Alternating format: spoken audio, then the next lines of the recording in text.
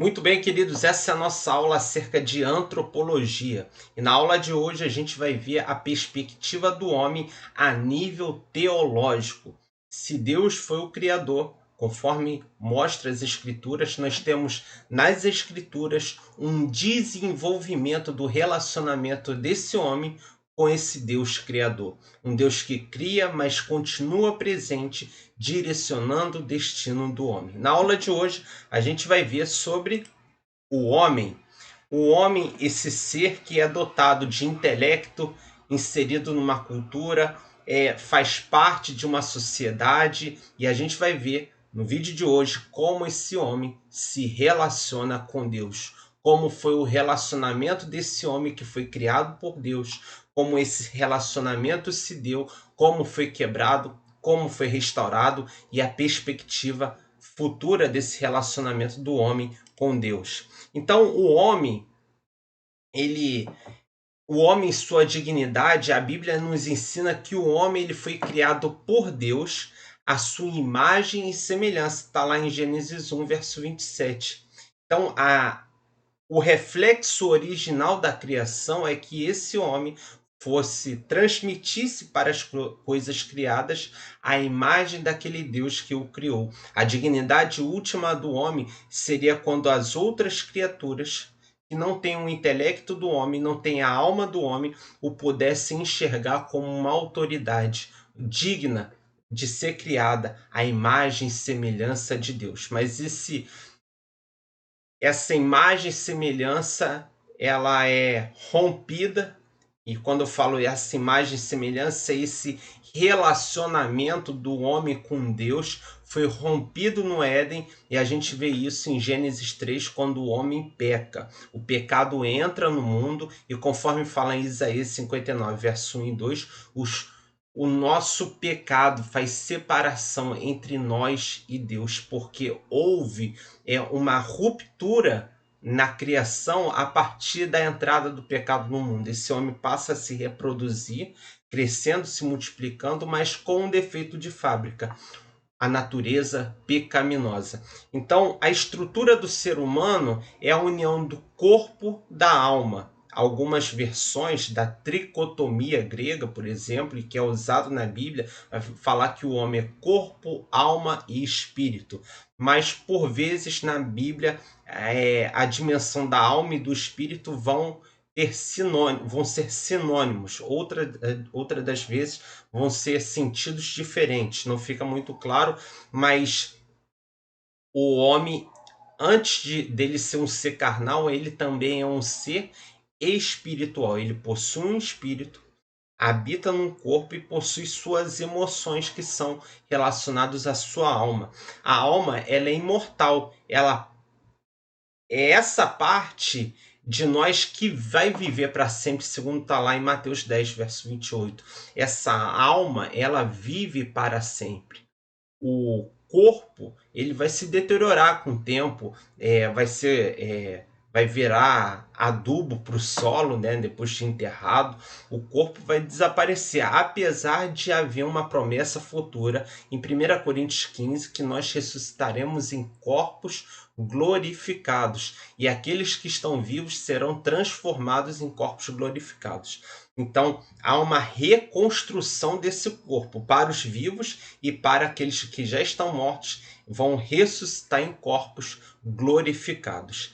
Então, a alma do ser humano ligada às emoções, aos sentimentos, ela é essa parte que Tomás de Aquino vai dizer. Tomás de Aquino, ele é um filósofo e um teólogo da Idade Média. Por volta do século XIII, ele vai se debruçar com base na filosofia aristotélica, ele vai se debruçar na teologia e vai trazer tratados importantes para dentro da teologia. Ele vai dizer que a alma é esse aspecto imaterial, é esse aspecto que ele chega a dizer que tem até a forma do homem, mas vive fora do homem se esse homem, no seu corpo, falecer. Ele tem o formato desse homem e é ligado às emoções. Então, antes do pecado entrar no mundo, havia um relacionamento desse homem com seu Criador. na viração do dia, o próprio Deus visitava Adão. Mas a partir da entrada do pecado, da desobediência de Adão, ele percebe que está nu. Por que ele percebe que está nu?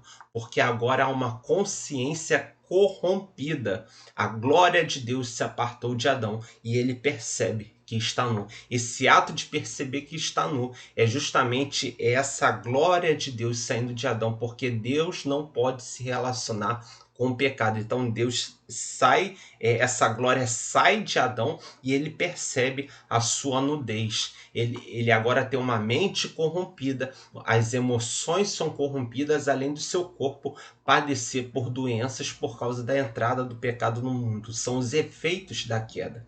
Então, diferente do pensamento dualista que vê o homem como corpo e alma, que separa nessa visão tradicional, o próprio Tomás de Aquino vai explicar que a alma é como a forma do corpo, podendo existir independente da matéria, mas mantendo suas funções como a capacidade de pensar aprendida através dos sentidos quando o corpo ainda estava vivo. Então, olha que complexo pensamento do grande mestre da igreja, Tomás de Aquino. De acordo com os ensinamentos da igreja, a alma, ela também é espiritual, o que significa que não pode ser destruída. Ela tem uma existência própria e é independente do corpo. A imortalidade da alma é algo que é afirmado pela razão e também pelo magistério da igreja a partir de implicações teológicas dos próprios escritos bíblicos. A Bíblia não entra em muitos detalhes. Sobre a questão da alma, assim, propriamente dito, taxativamente. Foi como eu falei no começo do vídeo, por várias vezes, a palavra de Deus vai trazer como sinônimo de alma o espírito, e espírito também como sinônimo de alma, vai ter essa intercambialidade dos significados. Mas a partir de 1 Tessalonicenses 5:23 fica mais distinto um pouco essa separação de espírito, alma e corpo. Então a Bíblia não entra em muitos detalhes, a gente tem normativas desse assunto, principalmente nos escritos de Tomás de Aquino, que vai compor o magistério da igreja. Então, essa alma é esse ente imaterial que ele vive dentro do homem, para Tomás de Aquino, e pode viver fora do homem, quando esse homem morrer, porque ela é imortal e será destinada ao paraíso ou à condenação. Então, segundo a crença da criação, Deus fez homem e mulher à sua imagem e à sua semelhança. Ele dotou tanto o homem como a mulher da capacidade de viver em harmonia, em amor, e os encarregou de propagar a humanidade através da união sexual, da procriação ali, não só da procriação, mas colocou prazer nesse ato para que fosse dado ao homem e à mulher a satisfação de procriar e se desenvolver e se multiplicar sobre a face da terra. Então, isso remete a algo muito mais profundo, que é da autopreservação, o sentido da autopreservação, essa questão interior do homem e da mulher de se autopreservar através da relação sexual, não somente como um desejo, como são dos animais, mas algo de preservação da humanidade. Então, homem e mulher são iguais em natureza, mas têm características físicas e emocionais diferentes que se vão um somar ao outro, vão se complementar. Eles se realizam e se santificam mutuamente dentro dos limites da moralidade cristã, é o foco que a gente está tendo aqui, né? Apesar de haver limitações na participação das mulheres da sociedade do Antigo Testamento, no Novo Testamento isso é quebrado, porque as primeiras a terem um relato fidedigno da ressurreição de Jesus é Maria. Então, duas mulheres têm um relato fidedigno da ressurreição de Cristo. No ministério terreno de Jesus haviam mulheres. Então, aquela concepção do Antigo Testamento a respeito da mulher, ela é quebrada através do ministério de Jesus, que vai dar legitimidade para a mulher atuar no ministério. Claro que não ainda como uma ministra, por causa do resquício da sinagoga. E a gente vai entrar aí no debate, esse não é o objetivo, se mulher pode ou não ser pastora, mas essa não é a ênfase. Mas claro que nesse assunto há que se convir que existe uma prerrogativa vinda da sinagoga, que somente homens no judaísmo poderiam ser ministros, né? Trazer a palavra ali naquela sinagoga, mas essa não é uma realidade para a Igreja de Cristo.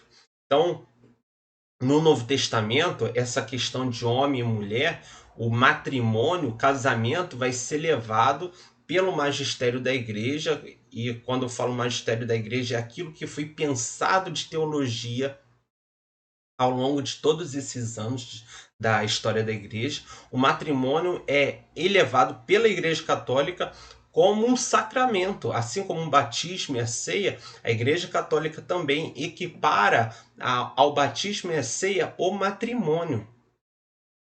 Claro que a visão protestante é diferente. A visão protestante entende que só tem 2 sacramentos, o batismo e a ceia. A visão católica entende que tem 7. Mas mesmo assim, há de se convir que existe uma importância no matrimônio. O matrimônio é um projeto de Deus para o homem e para a mulher. Então, a gente voltando aí às origens, nós temos 3 teorias básicas: o evolucionismo, que é chamado na filosofia de transformismo, e o poligenismo e o monogenismo. O que quer dizer isso? Transformismo. Houve um ancestral em comum, esse ancestral foi se adaptando ao meio, foi evoluindo e chegou às espécies que nós temos hoje. Essa é a teoria dita como evolucionista. O magistério da Igreja Católica já se pronunciou quanto a essa questão através do Papa Pio XII, e não há divergência da fé cristã em entender a evolução, porque se Deus ele molda o ser humano a partir do barro, então essa questão de moldar dá uma ideia também de um processo. E isso não tira a soberania, a autoridade, a divindade de Deus. Mas tanto no criacionismo como no evolucionismo, Deus ele ainda continua na jogada como aquele que vai reger ou todo o processo evolutório ou todo o ato da criação. A criação é um ato e a evolução é um processo. Nas duas visões, que eu coloquei aqui como transformismo, nas duas visões, Deus não é colocado de lado e não há ofensa para a fé cristã em entender o evolucionismo ou o criacionismo. Billy Graham, um dos grandes evangelistas do século XIX, vai falar que, do século XX, vai falar que não há divergência, que não há problema algum o cristão acreditar no evolucionismo, que isso não altera a fé do cristão. Billy Graham, um grande evangelista, evangelizou mais de 3 milhões de pessoas, estádios lotados, um homem de Deus do meio protestante. Ele afirma que não há incompatibilidade da fé cristã com a crença científica do evolucionismo. Se você é criacionista ou evolucionista é outra questão. Eu estou expondo dados históricos da fé católica e da fé protestante que já se pronunciaram a respeito dessa questão e dizendo que não há incompatibilidade tanto com a fé católica como a fé protestante de um cristão acreditar em questões evolutivas. A outra questão é da poligenia, que existiram vários casais no mundo espalhados e que Adão reflete. O nome Adão vem de humanidade, que a humanidade pecou e ficou destituída da glória de Deus, ficou separada de Deus. Não é uma visão cristã, opinião minha, apesar de eu achar que não há incompatibilidade com a fé cristã entender dessa maneira, mas eu acho pouco provável. Tanto é que nós temos pesquisas científicas do da Eva mitocondrial. A mitocôndria da célula, quando ela é pesquisada, a gente vê que vai se mantendo DNA de uma ancestral mulher em comum a todos os seres humanos no planeta. Se eu pegar um indígena das Américas do Norte, se eu pegar um indígena da América do Sul, um viking dos países nórdicos, um chinês, um japonês, das mais diversas idades e tempos, eu vou pegar uma célula comum nele, colocar no microscópio, vou olhar a mitocôndria dessa célula, responsável pela digestão dessa célula. Quando eu olho o DNA dessa mitocôndria, vai me remeter que todos eles tiveram um ancestral mulher em comum. Aí o nome dessa teoria científica é Eva mitocondrial. Então, a ciência já aponta sobre essa ancestralidade em comum. Então, a poligenia, que seriam vários casais que desobedeceram a Deus, é uma teoria menos plausível. As mais plausíveis é o criacionismo e o evolucionismo, chamado de monogenismo, porque havia um só mono, um só casal que deu origem a toda a humanidade. Transformismo é que houve um ancestral em comum e ele foi evoluindo ao longo do tempo. Feita toda essa explicação, eu já vou pular para os próximos slides que vão trazer mais claridade acerca desse assunto de antropologia, essa questão do homem propriamente dita. Então, a gente vê lá em Gênesis 1, verso 27, que o homem ele é criado à imagem e semelhança de Deus, é dada autoridade para ele governar sobre toda a terra, ele vai romper com Deus através do pecado que entra no mundo. Em Gênesis 3, vai ficar separado de Deus, porque os nossos pecados fazem separação entre nós e Deus. Um homem pecou, Adão, e precisa que um homem também venha pagar o preço desse pecado. E qual o preço desse pecado? A palavra de Deus fala que o preço do pecado é a morte. Então precisa que alguém de igual valor, ou seja, um homem, se por um homem houve a entrada do pecado no mundo, um homem precisa pagar o preço. Por isso que Jesus, ele é homem, completamente homem. Ele, como homem, paga o preço que era para que nós viéssemos a pagar.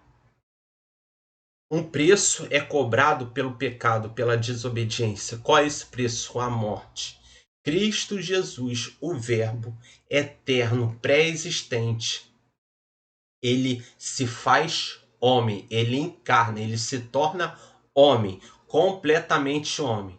Em nada pecou. Ele se faz pecado por nós, para que nós fôssemos justificados perante Deus. E ser justificado é não ter a imputação de pecado. Então, a partir da morte de Cristo, todos nós que cremos na sua obra consumada fomos perdoados. Se antes a natureza pecaminosa fazia separação, agora, por meio do preço pago, a reconciliação. Se antes havia divórcio entre o homem e Deus, agora, por meio de Cristo Jesus e o seu sacrifício, há união, a reconciliação, a matrimônio, a ponto de Jesus chamar a sua igreja, que são esse grupo de pessoas que nasceram de novo, ele chamar da noiva de Cristo. Em Apocalipse 19, essa noiva se torna esposa, porque houve uma reconciliação, da iniciativa de Deus vir até o homem e o reconciliar. Então, já estou pulando aqui porque nós já vimos essas questões. Quando o homem cometeu esse pecado original, ele perdeu a justiça original. Deus ofereceu a redenção gratuita por meio de Cristo Jesus.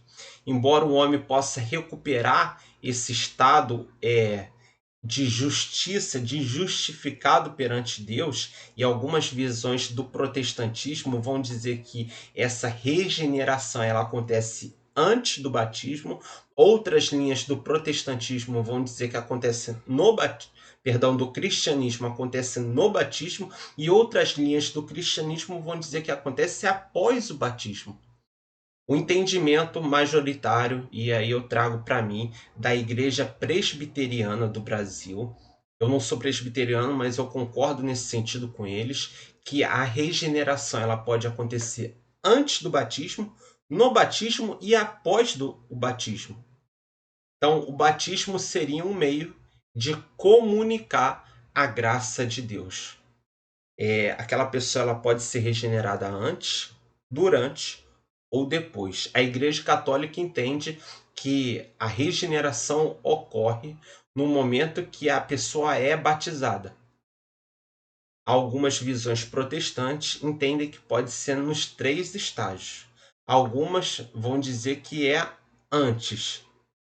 Os luteranos vão dizer que é antes do batismo ocorre a regeneração e o batismo é uma consequência de um coração regenerado.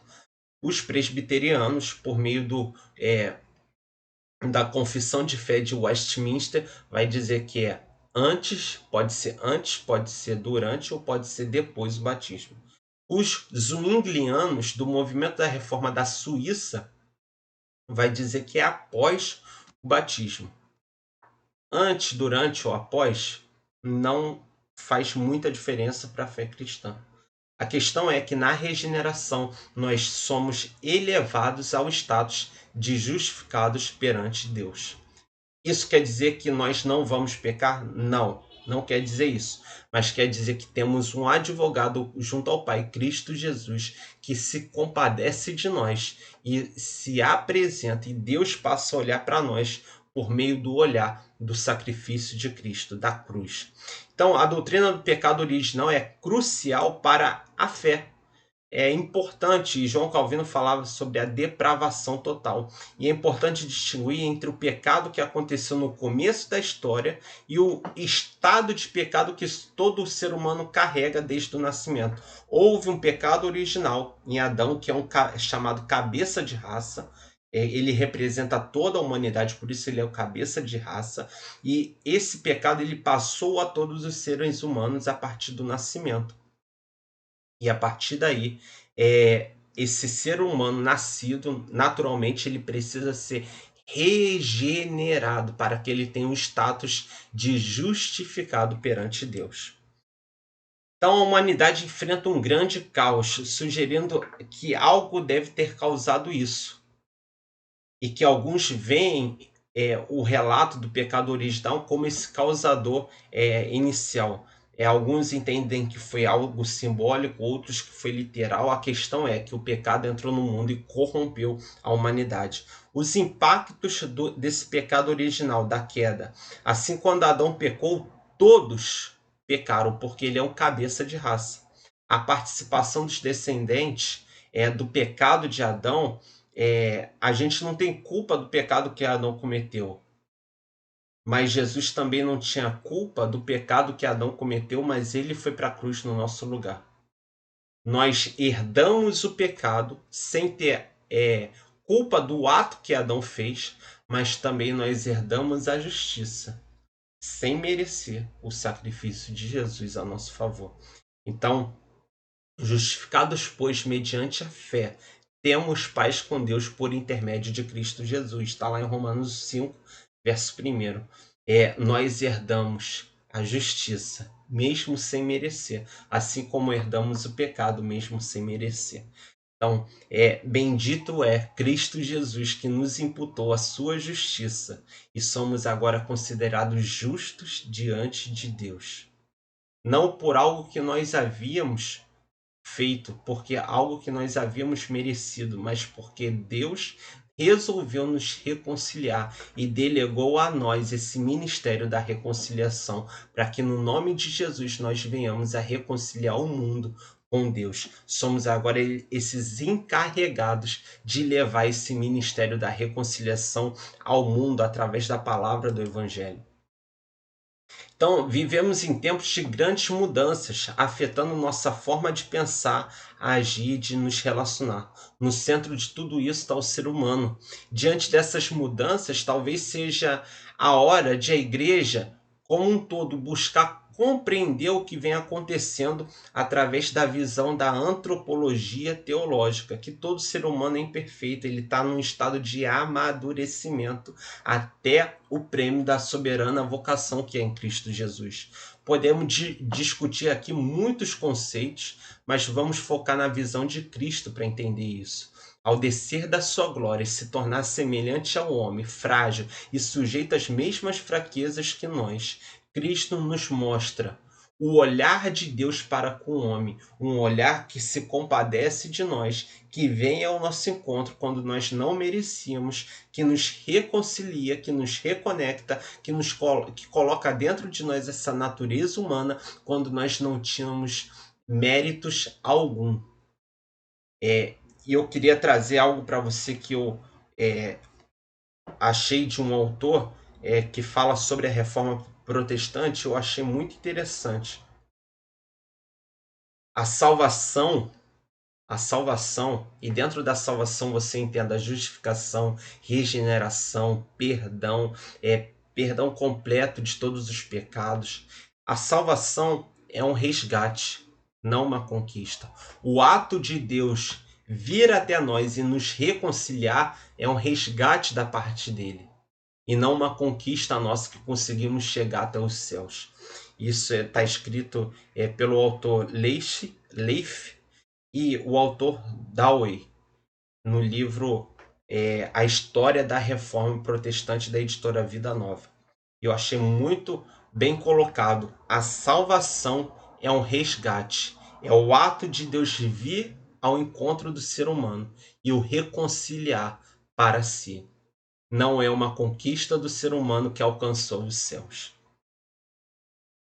Então Cristo ele veio para chamar não os perfeitos, mas os imperfeitos, os necessitados, para se arrependerem e se reconciliar a Deus.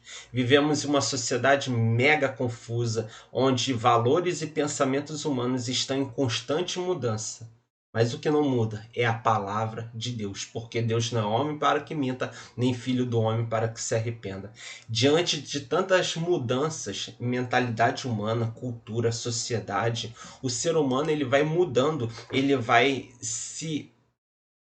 vai entrando no molde desse mundo.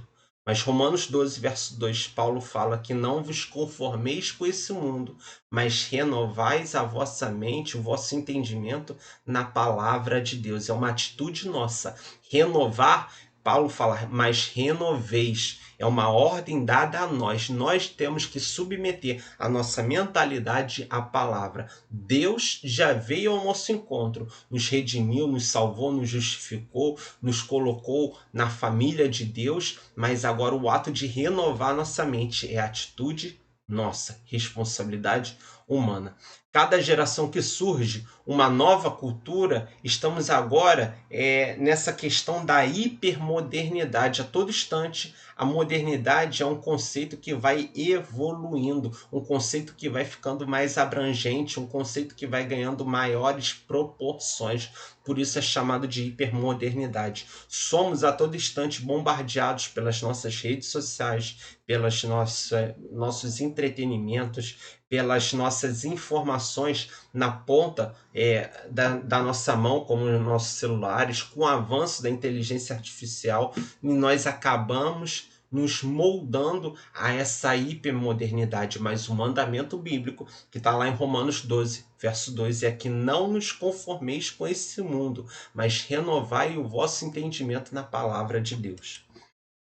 O ser humano individual é uma unidade substancial com várias dimensões. E aí, a partir das dimensões humanas, existem três teorias: o monismo, a dicotomia e a tricotomia. E eu já vou explicar para você cada uma a partir desse slide aqui. Ó. O monismo, ele afirma que o homem é uma unidade, o homem é algo só. Não tem essa divisão de corpo, alma e espírito, é o indivíduo.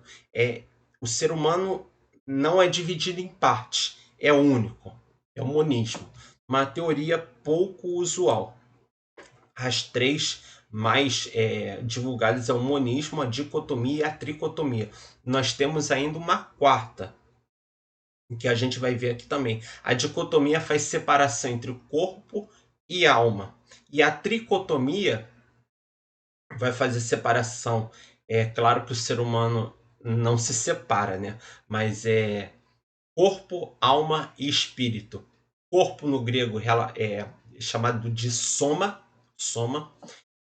onde ele vai somatizar os efeitos da alma e do espírito, vai reagir aos efeitos da alma e do espírito.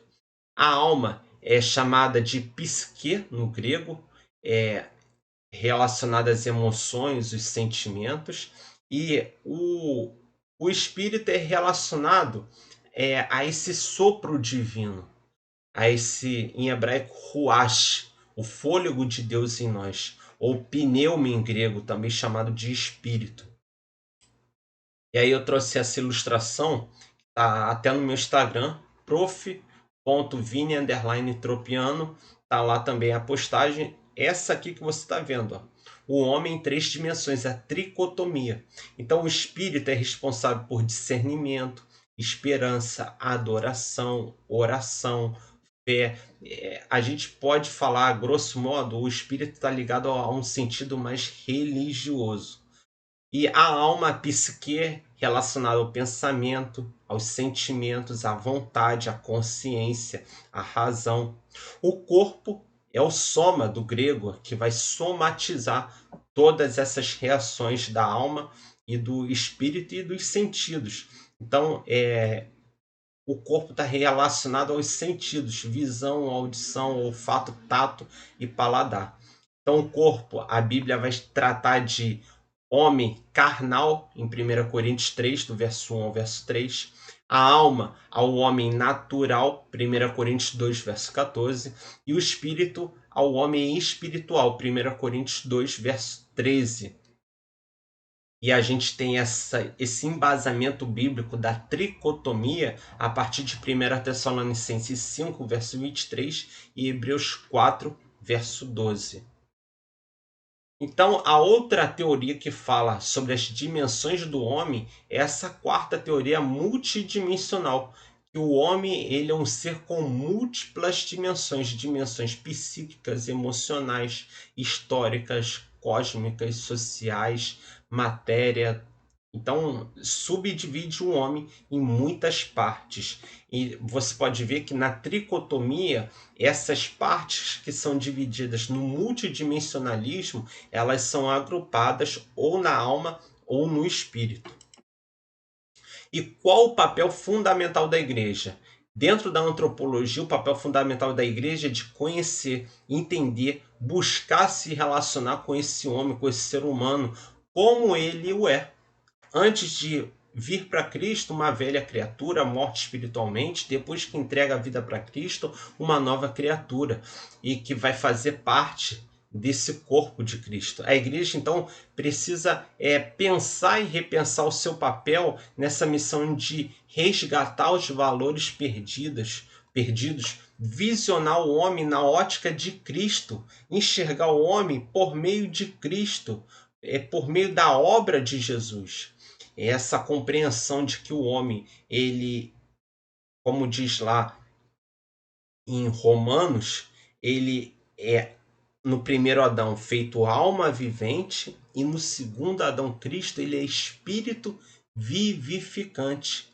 A partir do momento que esse crente nasce de novo, ele se torna uma nova criatura, regenerado, perdoado, aliançado, fazendo parte da família de Deus, sacerdócio real, nação santa. Ele faz parte de um povo de propriedade exclusiva de Deus.